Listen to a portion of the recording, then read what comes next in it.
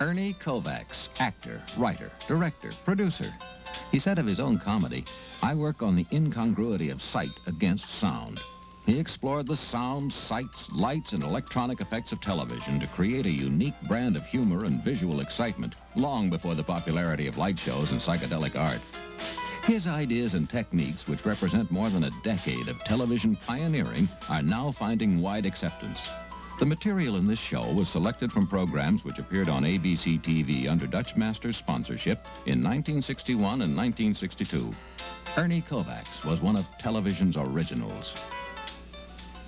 It is not only because the television industry is determined to bring enlightening and important events to the public, but because the guest who is about to appear with us has a story to tell that I think will be of interest to all of you watching.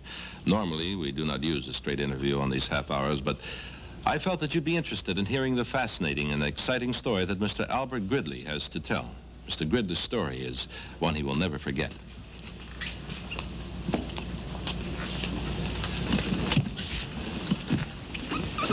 Yes, it is etched into my mind forever. It is as if it happened yesterday. Tell us your story, Mr. Gridley. Well, I was one of 5 children. Yes, one of 5 children who came out. West with your father and mother. Yes, with my father and mother.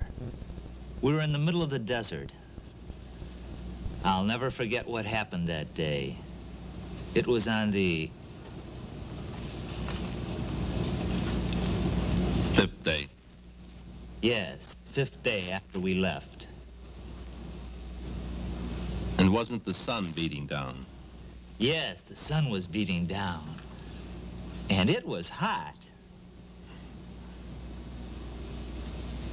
And, did your 1918 Stutz Bearcat have motor trouble?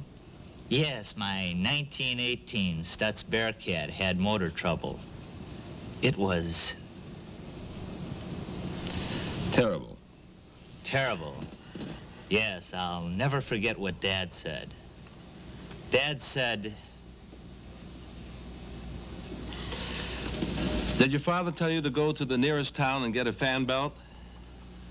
Yes, Father said to go to the nearest town and get a new fan belt. My 4 sisters. They were Alice, Mabel, Myrtle, and Bessie. Yes, Alice, Mabel, Myrtle, and Bossy. Bessie. Yes, Bessie. What did your sisters do? Did they stay behind in the car while you went in town for the fan belt? They stayed behind in the car while I went in town for the fan belt. And what happened in town while you were getting the fan belt? What happened to Myrtle? Myrtle? Your sister. Yes, Myrtle, my sister. I'll never forget it.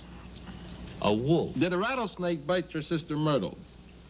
Yes, a rattlesnake bit my sister Myrtle. On the arm? Leg. Yes, on the leg. I'll never forget it.